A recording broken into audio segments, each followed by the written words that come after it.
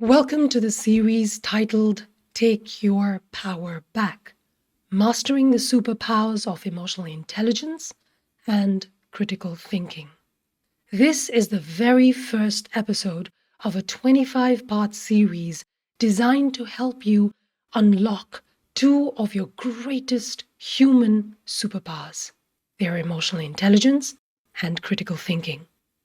Now, in a world that's moving faster than ever, where AI is advancing, information is overflowing, and emotions often run high, this series will help you slow down, tune in, and take your power back.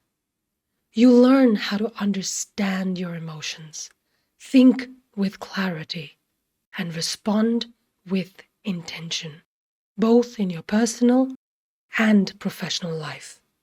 So, wherever you are, whether you're walking, driving, or just taking a mindful pause, I welcome you.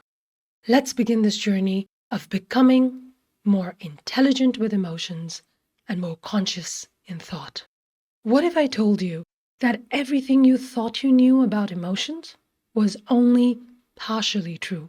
That anger, joy, sadness, these aren't hardwired responses stored neatly in your brain.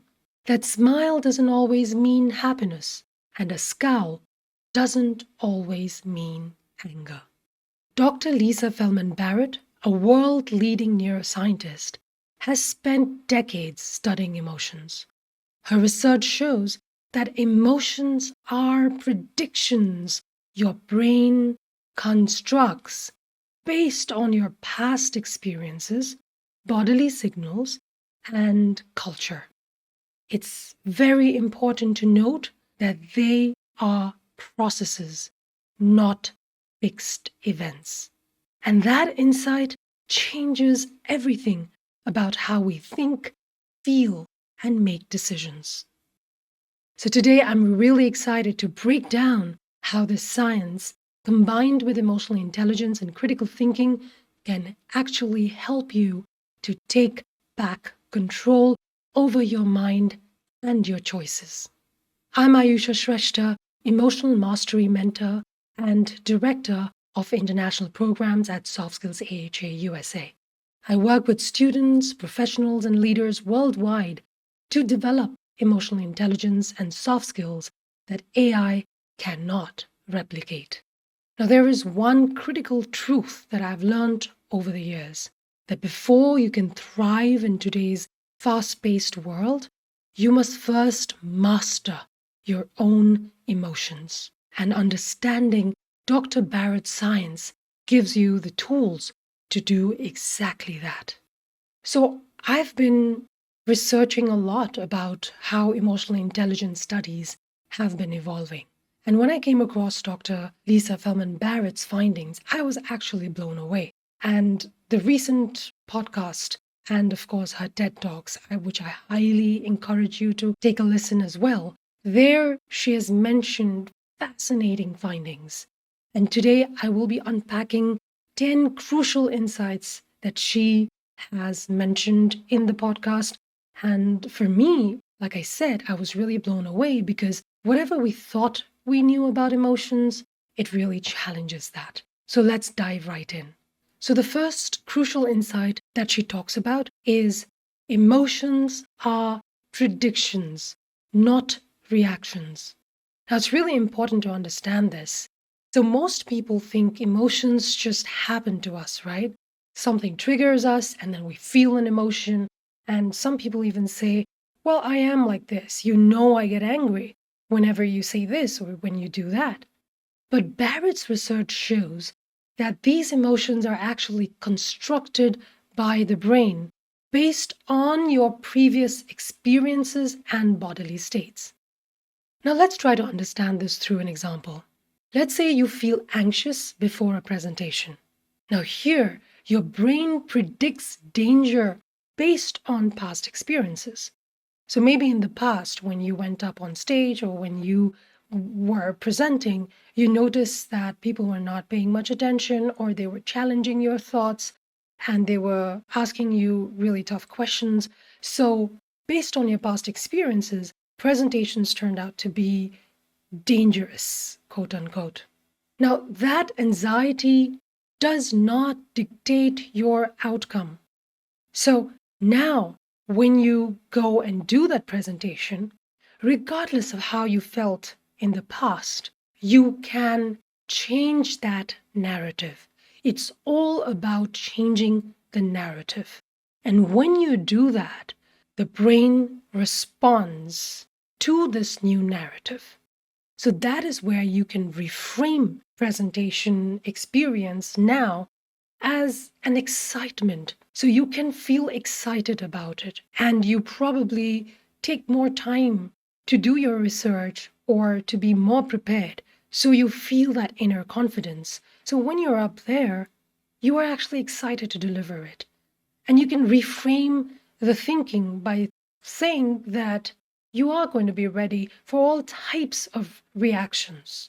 And that, just that act of reframing and rewiring changes your emotions about how you feel about presentations in this case. So the takeaway is recognizing emotions as predictions gives you power to reframe and respond consciously. So why is this a prediction? Because you already know that X, Y, and Z situation or X, Y, and Z person will make you feel A, B, C. Now you're already able to predict that, isn't it? So next time when you confront the X, Y, and Z, you are better prepared because you've already rewired your brain to look at X, Y, and Z in a completely different manner. So let's say someone disrespects you, and this doesn't sit well with you because it basically goes against your value system. And because of that, you always end up feeling triggered. Now, how do you reframe that? So, what you can tell yourself is this, that perhaps that person is going through something in their life or something does not sit well with them, which is all right because they have every right to think and feel whatever they want. But I have the choice to think and feel what I want, which brings harmony in my inner world. So I stop being triggered by that person, for example.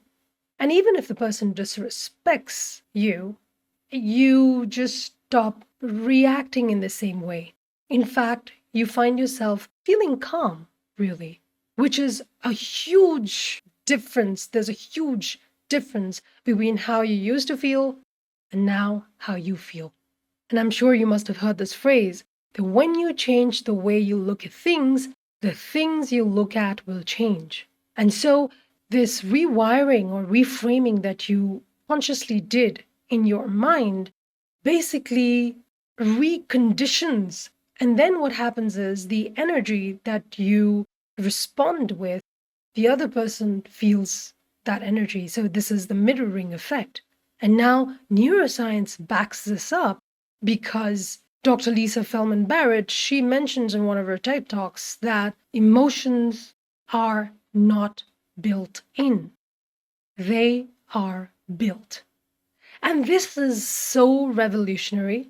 This is so fascinating because you realize that every moment is a moment that you are in control. So, what I like to do normally is this, that whenever I feel triggered, whenever I feel disturbed, I remind myself to come back to my core. So, there is this concept in my part of the world, which is shunyata, which means coming to a state of zero. It's neither positive nor it is negative.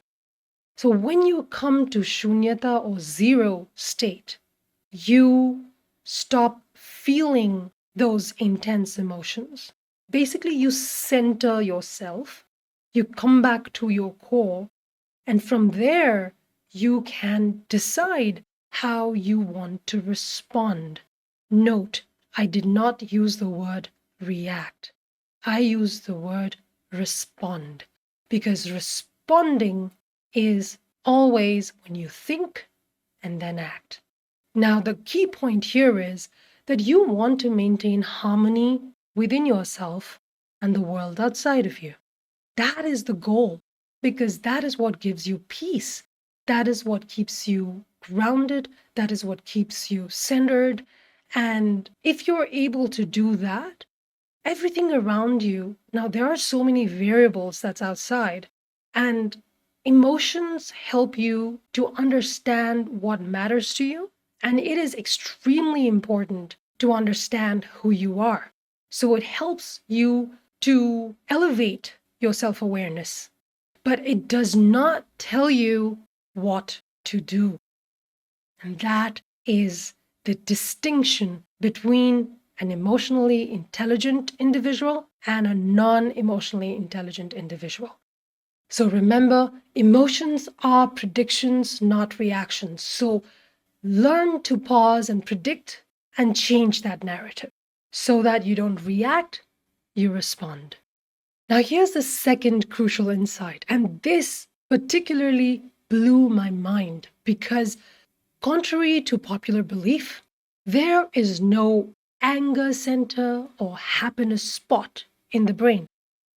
Emotions emerge from distributed networks across the brain, integrating sensory input, past experiences, and bodily signals. So when you actually observe the brain and try and understand where the emotions are, Dr. Lisa Feldman Barrett actually mentioned that there is no one particular emotional system. It's an integration of this neural network that is determined by the sensory input combined with the past experiences and the bodily signals. So, for example, your heart races, muscles tense up, and your thoughts speed up. Now, when this happens, all these signals combine to create your fear. So, it's a whole brain and a whole body process, and not just a single switch that you can just turn off or turn on. So, the key takeaway here is that your emotional experience is actually flexible, meaning you are not stuck with any feeling per se. So next time you hear someone say, well, you know that I get angry when you say this or do that, or when you find yourself saying that or thinking that, understand that this is not true. It's not that you're hardwired or you're born angry or you're born depressed or you're born happy. It isn't that at all. It's a narrative that we choose to believe in, and then the body reacts based on how you think. And so this is good news because now you realize that, my goodness, emotions are so flexible, which means if I feel depressed about a certain person or a certain situation, I feel unhappy or I feel sad or I feel annoyed or angry, I can change that. Because nobody wants to be stuck in those intense emotions. In fact, it harms you much more. So remember that there is no single area of the brain that basically lights up for emotions. It's a whole combined process with the whole brain as well as the whole body. Now, the reason why I found this fascinating and it blew my mind away was because it just confirms what I have been also learning in spirituality, where you have the power to change your thoughts. And emotional intelligence, the way it's evolving and how we are learning more and more about how emotions really work, for me, I had an epiphany in a way because I realized that emotional intelligence falls smack in between IQ, which is intelligence quotient, and on the other side, spirituality. So I realized that emotional intelligence actually forms a bridge between intelligence quotient and spirituality. Now, by spirituality, what I mean is basically finding harmony. That is what spirituality, in simple terms, is for me. Everyone can have their own definition, but for me, it is about finding that balance, finding that harmony within yourself, and also being at peace with the world around you. And for me, what was happening was I went on to the spiritual practices where I meditate for at least an hour a day. And I have my own way of doing things where I make sure I sit in my own space and try to quieten my mind. Like I said, coming to shunyata, which is a state of zero. And I always found that I was able to come out more peaceful. Like it's almost like I have all the answers within me and all the questions are also within me. And so if I just sit with myself, I would find the answers coming to me on its own. And, there was this kind of a gap I was feeling between the material world and the spiritual world. Whenever I would go to do my meditation, I would find that there is some kind of a gap. But with this finding, this is what blew my mind away because emotional intelligence and neuroscience confirms that you can actually rewire your brain. And there is something called neuroplasticity where you can actually change how you feel or think about everything. And in fact, you can be reborn as a completely new person if you really want to. Because if something isn't working for you, and that something has always been making you unhappy continuously, that is where emotions tell you that, hey, this is the part where you need to work on. So it tells you that that matters to you, but you need to really do some work. And then spirituality reminds you that the main goal is to be in harmony with yourself and the world around you. That does not mean that you're always happy, you're always peaceful, that you're always giving to others. You just accept things the way they are. And then you will slowly notice that you stop controlling everything and anything. I mean, I would love to do another episode on this topic itself, but what I'm trying to say is that this finding made me have this epiphany that emotional intelligence is in between IQ and spirituality. Because as humans, it's not just about consuming, right? Or the material possession, though that is looked at as success and happiness. But the more you want, the more there is to want. And it's this never-ending process. So what do? So it is about knowing yourself and knowing also where you want to be, which state, mental and emotional and spiritual state you want to be in. And ultimately, it is about being in peace, being in that harmonious state where nothing seems to take your power away anymore. And that is one of the reasons why I named this series Take Your Power Back. It is so layered, it is so profound. And the more you think about it, the more you realize that, science is in a way catching up to what spirituality already knows. But I'm glad that science is catching up because this just confirms that you can unlearn, learn, and relearn until you're able to find that peace. The third insight that Dr. Barrett shared was that emotions are processes. They are verbs and not things or nouns. So think of emotions as actions, not objects. So anger isn't a thing you have. It's a process of your brain and body preparing to act. So for example, anger can be expressed differently. Like we think, okay, anger means clenched fist or, a frown. And basically, the typical thing that you have in your mind, which is looking angry. But anger can be expressed in so many different ways. Someone may express anger by quietly planning. Someone may confront directly. And someone may even laugh at the absurdity. So the key takeaway is that seeing emotions as dynamic and adaptable is crucial for emotional intelligence. So again, when you hear someone say, I'm always this way, I'm always angry when this and this happens, well, no, that isn't the end all or be all. That's not the ultimate at all.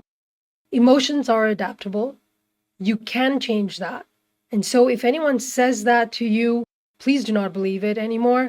And if you believe that, please know that you have the power to change that.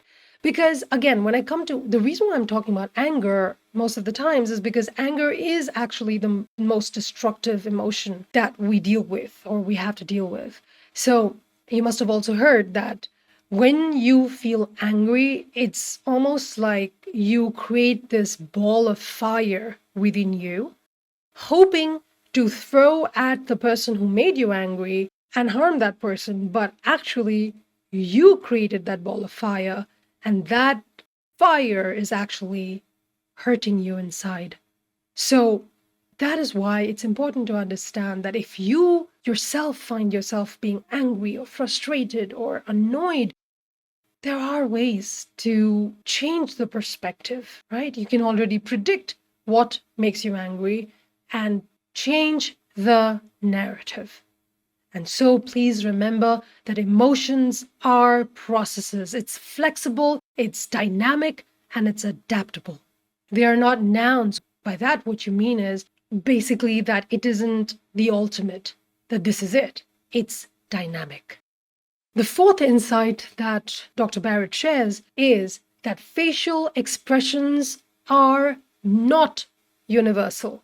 So, for those of us who have studied psychology, we have all come across these set of images where you see different emotions and you can basically point out, okay, this person is angry, this person is sad, this person is depressed, this person is happy. But what she says is that a scowl doesn't always mean anger, and a smile doesn't always mean happiness. And so, context matters more than the expression. Now, this is such a key insight because a lot of times we find ourselves judging people based on their facial expressions. And a lot of times we end up misunderstanding the person or the situation because we don't look at the context. We don't take the trouble to really find out and investigate what is the context behind that. So we always jump to conclusions. So people scowl only about 35% of the time when angry. Most of the time, anger appears as maybe pacing, silent plotting, or even sarcastic humor.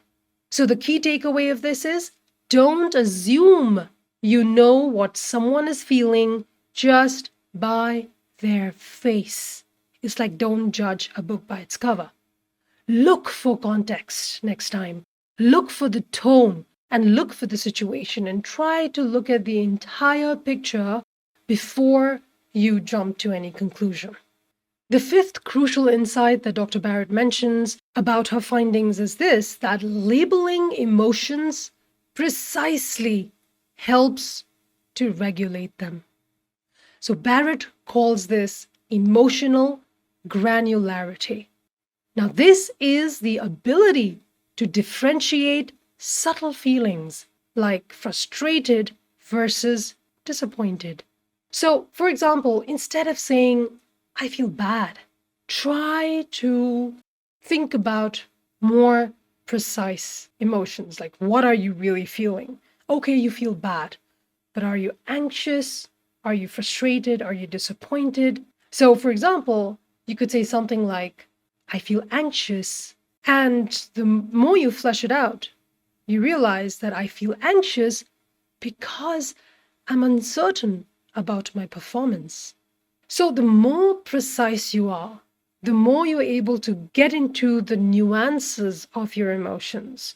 And that is probably the reason why we keep talking about journaling and there is this counseling services, because you really get to hear yourself flesh out your feelings and really think deeply about what you're feeling. And of course, then the next step is why you're feeling that precise emotion. So you won't actually believe that in Japan, there is actually a word that describes that awkward, regretful feeling after a bad haircut. And I think the word is hagetori. Please check it. And it just is amazing how there are these words for these distinct feelings. I think in the English language, you really don't have those precise words, but you could try and find and Google what name that emotion has in other languages, basically to feel that, that emotion exists. And you are actually able to name it, or you're actually able to pinpoint that this is what I'm feeling. And only then can you actually regulate your emotions and regulate yourself, correct? Because if you talk very generally about your emotions, then it gets really frustrating because you don't know where to start, really. So, why this matters is that when you start naming your emotions or labeling them, you allow your prefrontal brain, which is the reasoning mind, to take over. So you actually activate the prefrontal cortex and quieting the amygdala, which is actually responsible for flight or fight responses. So remember that flight or fight responses is something, again, which is the response that happens after the whole body and the whole brain decides whether you need to run or you need to fight. But the reasoning mind, which is your prefrontal cortex, will immediately get activated if you try and be as precise as possible with your emotions. What are you feeling? Why are you feeling that way? And now what I can do about it. Remember about the narrative, the changing of the narrative. So in essence, it gives you the ability to reflect on your emotions, on those precise emotions, instead of reacting. So remember that emotional intelligence does not believe in reactions at all, because emotional intelligence is all about the response. So by labeling your emotions, emotional granularity, it increases choice and control over your responses.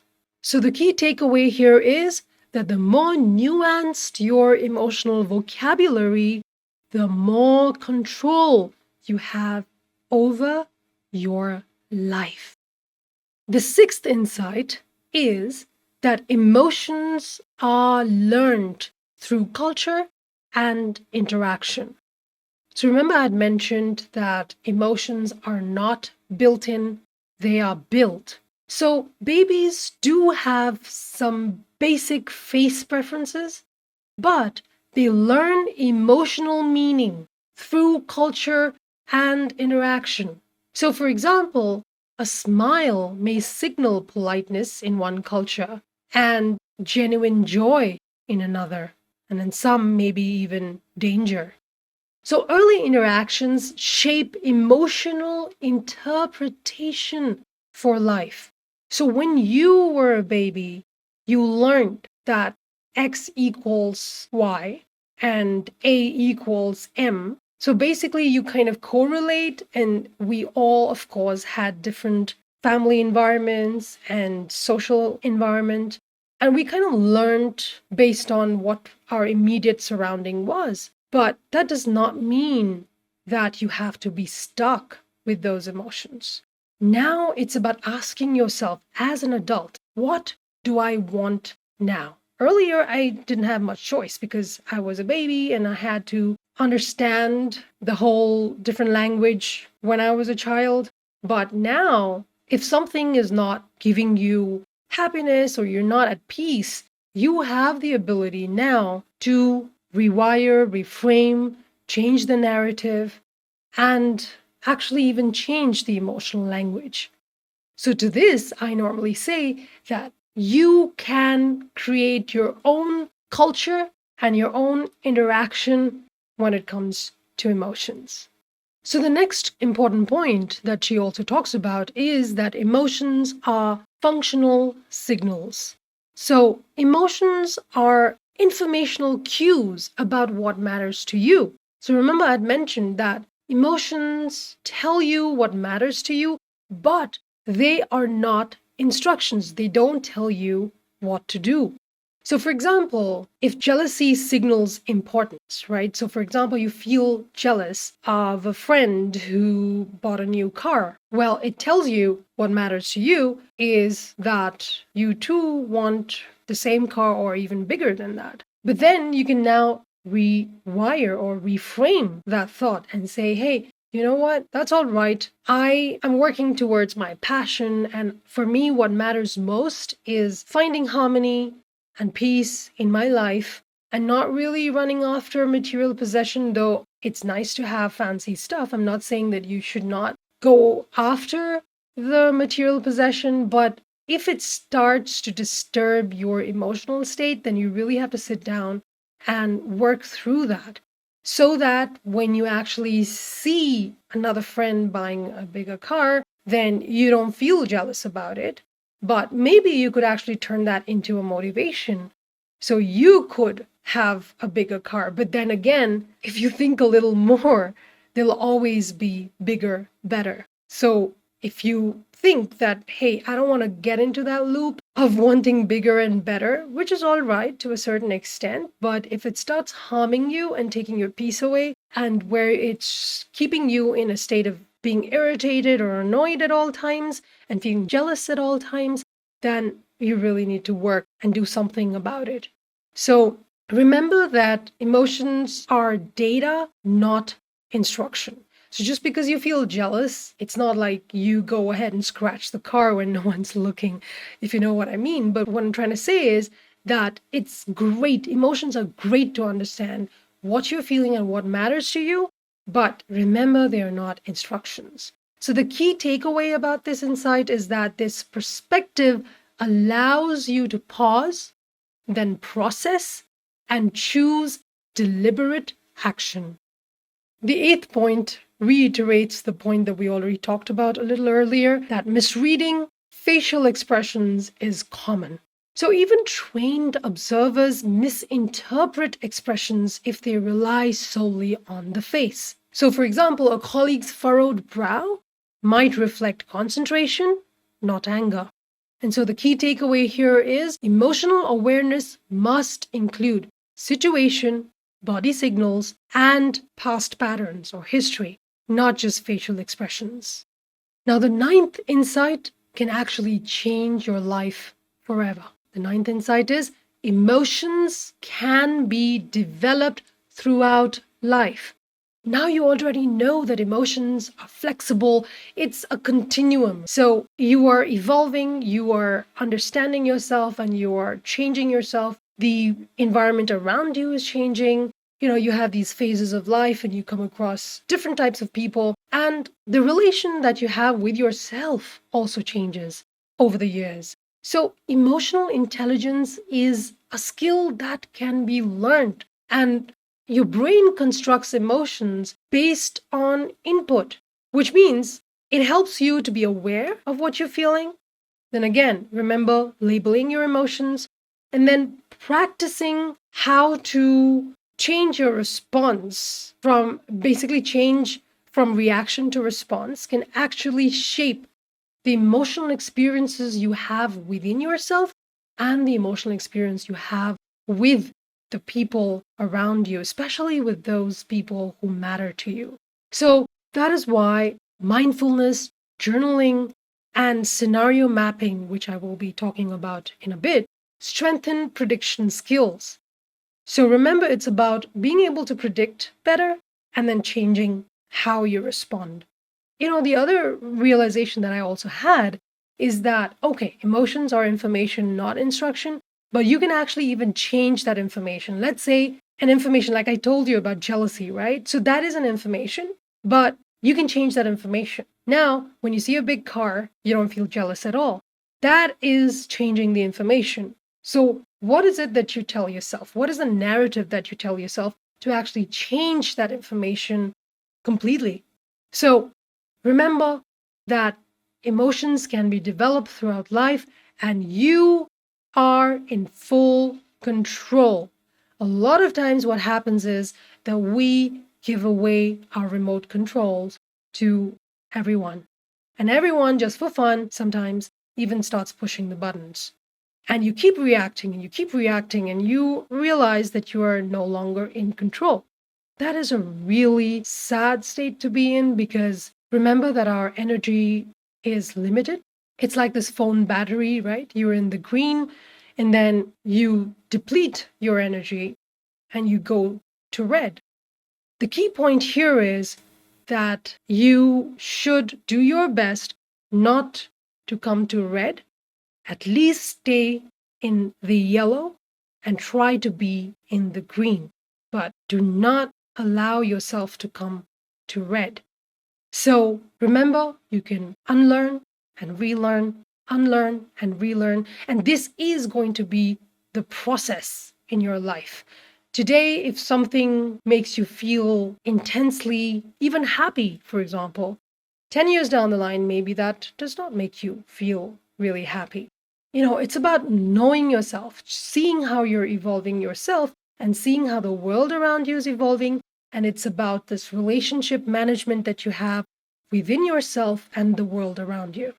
So remember that you're never too old to improve your emotional intelligence. And in fact, you should continue to remind yourself that emotions are flexible. That's not something which is the end all or be all. I can always change how I feel, and I can even change the information and be at peace with myself and with the world around me. The 10th crucial insight is precision in understanding emotions improves your decisions or your decision-making skills. So remember, I talked about emotional granularity, which is about being able to pinpoint what exactly you are feeling. And when you combine that with the contextual awareness or your social awareness, it strengthens critical thinking. So to elucidate this with an example, let's say you feel irritated in a meeting. Now you finish the meeting, you step out, and you sit down at your desk, or you're just outside maybe, or you go grab a coffee. And then you ask yourself, okay, what am I feeling? How can I be precise with what I'm feeling? So let's say you realize that you feel frustrated, you feel annoyed, and then you try to flesh it out even more. And then you realize that you feel frustrated and annoyed because you feel you are not being taken too seriously.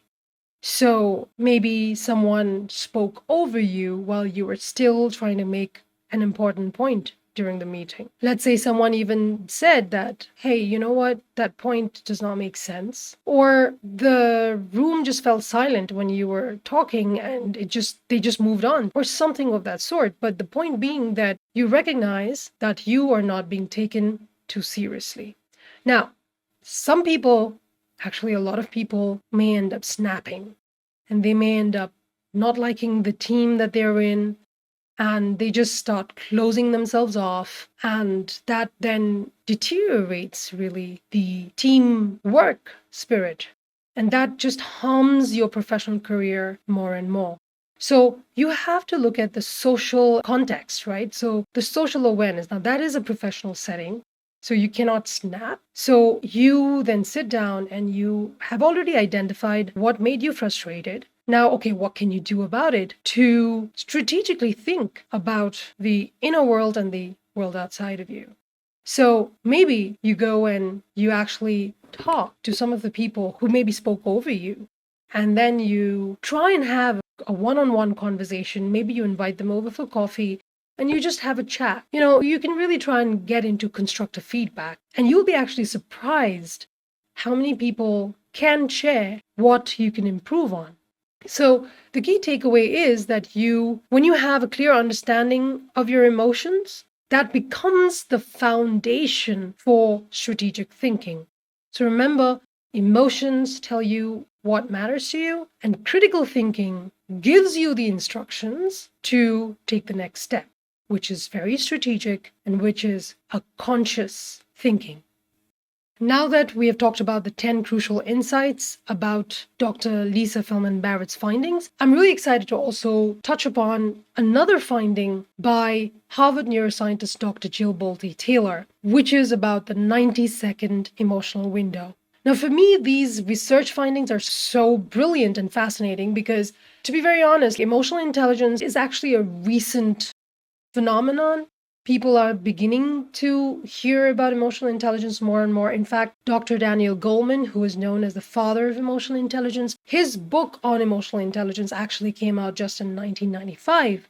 So it was fairly recent, right? And to now see researchers and scientists and neuroscientists taking this topic very seriously, I love that because I always felt like there was this disconnect and there was always so much of emphasis on IQ, whereas us as humans, we become humans because we have emotions and because we feel, we have these intuitive powers, and we have this importance that we place towards living a meaningful life. And now the fact that IQ is being taken over by AI, artificial intelligence, is really taking over IQ. What is left for us humans? And what makes us human is the emotions, is empathy, is compassion, is kindness, and that connection, right? So that is why I am really excited to even share this other finding from another neuroscientist, Dr. Jill Bolte Taylor. And her findings basically talks about how emotions rise when you feel an intense emotion. It rises, it peaks, and then it subsides all within 90 seconds. So it's almost like this wave, this intense emotion. So it's like a wave. It reaches a certain point, and within 90 seconds, it subsides naturally. So this shows that if you just pause, that is why I talk about the power of pause. But a lot of times, what ends up happening is a lot of us instantly react. And these instant reactions let your body and mind hijack your choices. So by instantly reacting, you disrupt this 90-second process where this intense emotion will fade away naturally. And when that happens, you are in a calmer state. And only when you're in a calmer state, your reasoning mind functions. Because when you're not in a calm state, it's the amygdala which is active, which is always about fight or flight. So when your reasoning mind becomes active, then you're able to make a thoughtful decision. So her research findings confirm that you should not just count to 10, but now you should actually count to 90. Now, some people might say, hey, you know what? I don't care even if it subsides, but if someone disrespects me, I'm gonna do something about it. You can completely choose what aligns with your values as long as it does not make you regret it later. That's the main point here. Breathing practices help me a lot. Remember, I mentioned about coming back to my core and reminding myself what matters to me. And for me, what matters is grace. I find great power in grace and even stoicism, where you don't allow anything and everything to disturb your state of mind. For me, it is the sacred thing. Peace is so sacred that I do everything to preserve that. So if someone is shouting at me, or if someone is doing something that goes against my value system, it's not like I allow that to happen and leave it as it is. At that moment in time, I don't react, but I reach out in a calmer state when that person has also come to a calmer state, and where I have an adult conversation. And I have to say this because it's only when we were a lot younger that our prefrontal cortex had not fully developed. So as a child, you would not be able to respond. You would most probably react. So I call this switching to an adult mode, and which I too had to go through this transition because earlier I also reacted within those 90 seconds. And a lot of times when I calmed down, I would feel a sense of regret. And most importantly, I would feel like I failed myself because, again, deep down inside, I always valued grace. I always looked up to this calm state of being, which I knew had a lot of power in it. But through my spiritual practices, And by really diving deep into emotional intelligence, I was able to understand that I just have to pause and I can reapproach that situation or that person with a calmer energy. And when I meet that person with a calmer energy, the other person mirrors my calm energy as well. Instead of making it the other way around, where the person was shouting at me and then I shout back, which is again mirroring that person's energy. So, what sits with my value system is what I needed to ask myself. So, this shouting match that used to happen all the time, I put an end to that just by pausing and just by switching to an adult mode. So now I really want to share with you 3 actionable practices that you can start doing from today itself. Now, these are the 3 practices that I follow in my own life, and trust me, my life has not just changed, but it has transformed and it has elevated a lot, actually. The first actionable practice, the first practice that you can start doing from today is, again, emotional labeling. I'm reminding you to label your emotions and to understand that emotions are data/information, not instructions. So most of us have been conditioned to also think that something's wrong when we feel these strong emotions. But as you already know, Dr. Lisa Feldman Barrett reminds us that emotions are not flaws, they are information, and they are your brain's way of predicting based on your past experiences and what might happen next. So instead of asking, what's wrong with me? Shift to, what is this emotion trying to tell me? Now, that small reframing changes everything. So, again, as an example, I feel anxious. All right, you feel anxious. Now you flesh it out because I feel I'm uncertain about what comes next. I feel annoyed because I don't feel understood. I feel disappointed because I had expectations, maybe too many, from someone. So when you name emotions precisely, you move from being inside them to observing them. So neuroscience shows that labeling engages your prefrontal cortex, as you know, the part of your brain responsible for reasoning and regulation. So in effect, you give your brain the time, your prefrontal cortex, the time to take the lead. And so remember, please pause. And I've already also mentioned about the 90 seconds. That's all you need to do. It's not like you have to wait an entire day, but sometimes it's all right if you just move out from that situation and you even take a day, you sleep over it and you calm down, and then you come back and approach that situation or that person with grace, with courage. And it takes a lot of courage. Trust me, it does. But at the end of the day, when you see that there is harmony within you and with that person and with the world around you, it's just worth it. So it's almost like switching on your inner scientist, where you observe your emotions without judging them and you learn from the signal. So the key takeaway here is that emotional labeling isn't self-analysis, but it's emotional awareness in action. Now, I'm really excited about sharing the second practice that you can do in your day-to-day life.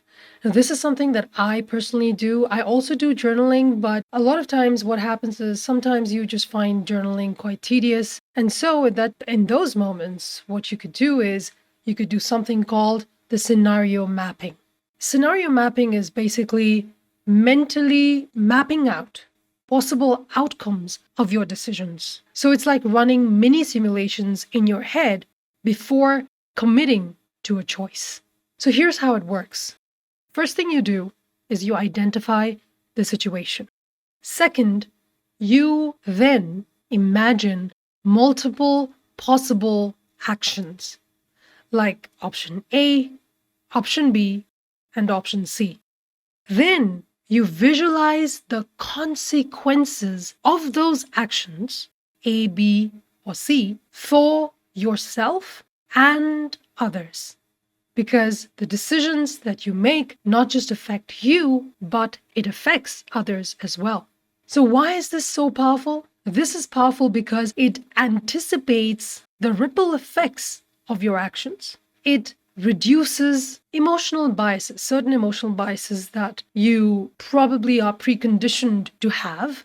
And then it strengthens foresight and self-regulation. Now, these are at the heart of both emotional intelligence and critical thinking. So, for example, let's imagine a client criticizes your work. So you get a call or you get an email, and the client criticizes your work, something that you really put your time and effort in. Now, what are the possible actions that you could take? Option A is to respond defensively. A lot of times, sadly, most of us end up doing this. But this could harm the relationship that you have with the client and for the company itself. Option B is where you completely ignore what the client had to say. Now, this will harm you a lot more because you will come across as unprofessional. And option C is you ask clarifying questions calmly. Now, this opens constructive dialogue.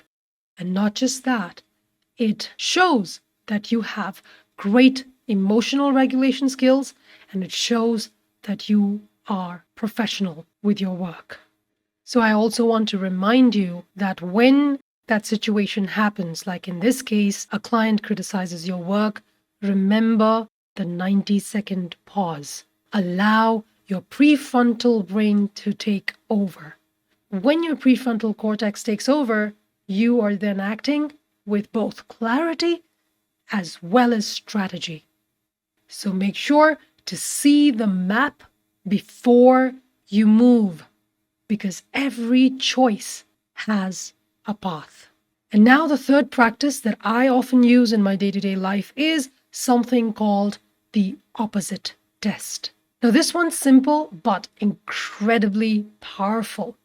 So whenever you find yourself jumping to conclusions, which we often do, make it a habit to ask yourself, what if the opposite is true? Now, by this, I don't mean that you start believing the opposite of what value systems you have, but this allows your brain to stretch and to breathe and to allow different perspectives to come into your vision in a way. So let's imagine a colleague that seems a bit distant with you and maybe even a little snappy with you. Now, during this time, your instinct says, why is he or she being so rude with me today? But then, when you use the opposite test, you ask yourself, what if the opposite is true? So then you would begin to realize that maybe they're stressed about something, or maybe they're overwhelmed or preoccupied with something that happened in their personal or professional life.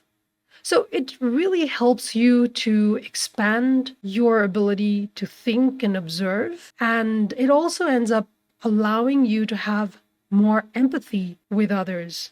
So in essence, by practicing this, you begin to widen your emotional lens. And so you stop being a prisoner of assumptions and start becoming a master of context.